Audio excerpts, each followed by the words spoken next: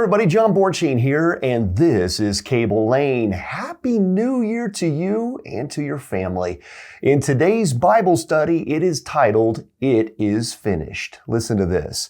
So when Jesus had received the sour wine, he said, It is finished. And bowing his head, he gave up his spirit.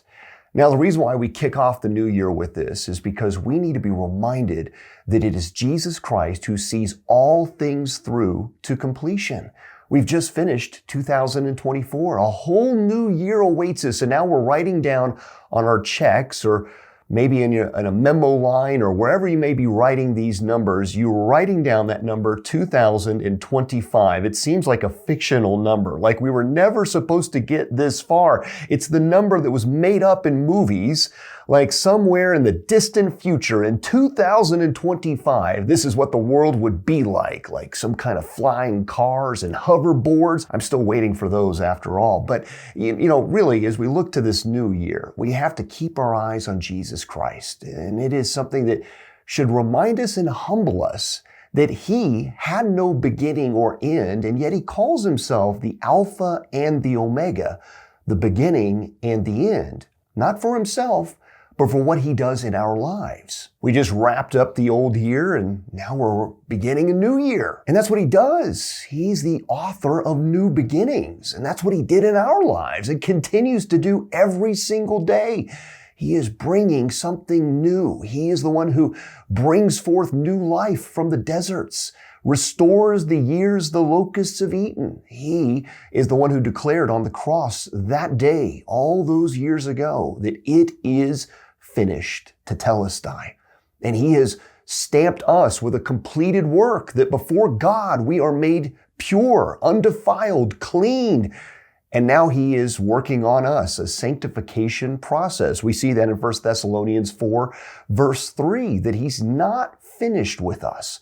Until we graduate from this body, he is working on us every single day. And praise be to God. He's got a lot of work to do in some of us, some more than others. I put myself in that category. Philippians chapter 1, verse 6 tells us that he who started this good work will carry it through to completion. So whatever 2025 is going to bring, you can be assured that Jesus Christ has a specific plan. He is working and shaping your life to his glorious purposes.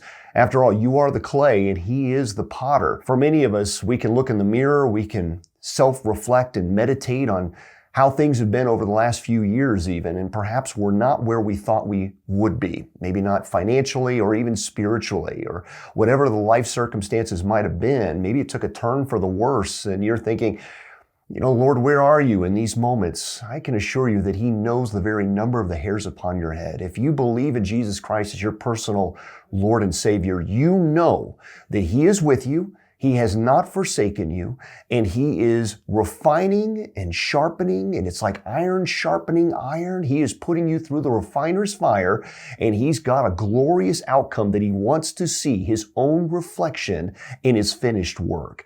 And so trust him. He is working all things to the good of those who are called according to his holy and wonderful purposes. Listen to what Dr. Henry Blackaby says on this. He said, if God's work has not been brought to fruition in you, it's not that Christ has not been diligently working toward that end. Rather, you may need to release areas of your life to him and be as determined to see God's work in you completed as Christ is. Review the things God has said to you over this last year. Are these promises God has made to you that you have refused to allow him to complete? If so, commit to yield your will to God today. This is a convicting one for us as we begin the new year. And, next week we'll probably talk a little bit about resolutions. God bless you, my friends. Take care.